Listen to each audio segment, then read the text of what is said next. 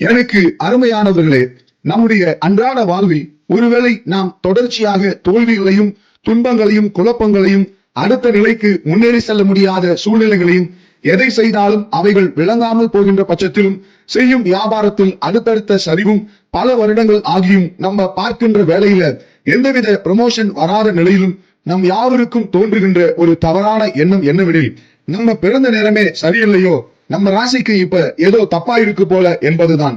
இன்னும் ஒரு படி மேல சொல்லணும்னா, இந்த வானத்தையும் பூமியையும் அண்ட சராசரங்களையும் நம்மையும் உண்டாக்கி நடத்தி செல்லும் பரிசுத்த தேவன் நமக்காக இருக்கின்றார் என்பதை அறிந்திருந்தும் கூட நாம் யாராவது ஜோசியக்காரர்களை சந்தித்து பிறந்த தேதி, நாள் மற்றும் நேரம் போன்றவற்றை அடிப்படையாக கொண்டு நம்முடைய நேரம் எப்படி இருக்கு என்று கேட்டு தெரிந்து கொள்கின்றோம். ஒருவேளை நேரம் சரியில்லை என்றால் அதுக்கு ஏதாவது பரிகாரம் இருக்கின்றதா என்று தெரிந்து கொண்டு அதையும் செய்து நம்ம அதிலிருந்து தப்பித்துக் கொள்ளலாம் என்றும் முயற்சி செய்கின்றோம். இப்படி ஜோசியம் பார்ப்பதையும் நாள் நட்சத்திரம் பார்ப்பதையும் இதை கொண்டு நம்முடைய எதிர்காலத்தை நாம் அறிந்து கொள்ள முயல்வதையும் பரிசுத்த தேவன் அறிவிருக்கின்றார் என்பதை பரிசுத்த வேதாகமத்தில் நாம் காண முடியும். பரிசுத்த தேவனால் உண்டாக்கப்பட்ட அத்தனை நாட்களும் நல்ல நாட்களே. தன் மகனையாவது மகளையாவது தீக்கடக்க பண்ணுகிறவனும் குறி சொல்லுகின்றவனும் நாள் பார்க்கிறவனும் மந்திரவாதியும் சந்தனக்காரனும் மாய வித்தைக்காரனும் செத்தவர்களிடத்தில் குறி கேட்கிறவனும் பரிசுத்த தேவனுக்கு அருவருப்பானவர்கள். ஜோசியரும் நட்சத்திரம் பார்க்கிறவர்களும் அமாவாசை கணிக்கிறவர்களும் எழும்பி உனக்கு நேரிடுகிறவனுக்கு உன்னை விலக்கி காக்க இயலாது. நாள் பார்க்கிறவர்களின் பிள்ளைகள் உபச்சாரனுக்கும் தேசிக்கும் பிறந்தவர்கள். நமது பரிசுத்த தேவனாகிய கர்த்தர் சில காரியங்களை ரகசியமாக வைத்துள்ளார். அவற்றை அவர் மட்டுமே தெரிந்தும் வைத்திருக்கின்றார். பரிசுத்த தேவன் சகலத்தையும் அதினதின் காலத்திலே நேர்த்தியாக செய்திருக்கின்றார்.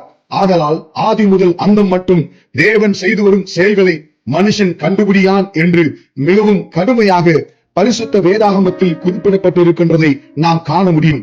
பூமியில் இருந்து பல லட்ச மைல்களுக்கு அப்பால் சுற்றி கொண்டிருக்கும் கோள்களின் இயக்கங்களினால் நம் எதிர்காலம் மாறாது.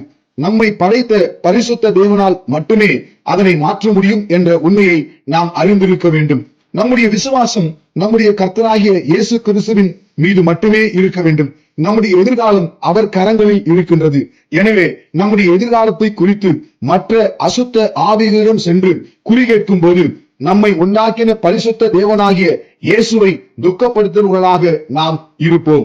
என் மகளுக்கு எப்போது திருமணம் நடக்கும், என் மகனுக்கு எப்போது நல்ல வேலை கிடைக்கும், எப்போது வியாபாரம் செழிக்கும், இந்த ஆபத்திலிருந்து இந்த கண்டத்திலிருந்து எப்படி தப்பித்துக் கொள்ளலாம் போன்ற பல கேள்விகளுக்கு பதில்களை தேடி ஜோசியர்களை நாடி செல்வது நாம் நம்முடைய பரிசுத்த தேவன் மேல் கொண்ட விசுவாசத்தை மட்டுப்படுத்தும் செயலாகும். அவரின்றி அணுவும் அசையாது. பழைய ஏற்பாட்டு நாட்களிலே மோசேக்கு பின்பாக இஸ்ரவேல் மக்களை நடத்தி செல்லும்படியாக பரிசுத்த தேவன் தெரிந்து கொண்ட யோசுவா என்கிற ஒரு மனிதனின் சொல் கேட்டு சூரியனை அஸ்தமிக்காமல் ஏறக்குறைய ஒரு பகல் முழுவதும் நடுவானத்தில் நிறுத்தி வைத்த தேவன் நம்மோடுதான் இருக்கின்றார். இதே போல எசேக்கியா ராஜா பரிசுத்த தேவன் தன்னை குணப்படுத்துவார் என்பதற்கான அடையாளம் என்ன என்று கேட்ட பொழுது சூரிய கடிகாரத்தில் நிழலானது 10 அடி பின்னிட்டு திரும்பும்படி செய்தவர் நம் தேவன். நமது காலங்கள் அவருடைய கரங்களில் இருக்கின்றது. அதை எப்படி வேண்டுமானாலும் மாற்றி அமைக்க நம் பரிசுத்த தேவன் ஒருவரால் மட்டுமே இயலும். இப்படித்தான் பரிசுத்த வேதாகமத்தில் அகசியா சமாரியாவில் இருக்கின்ற தன் வீட்டின் மேல் மாடியிலிருந்து பலகடி வழியாய் கீழே விழுந்து வியாதிப்படுகின்றான்.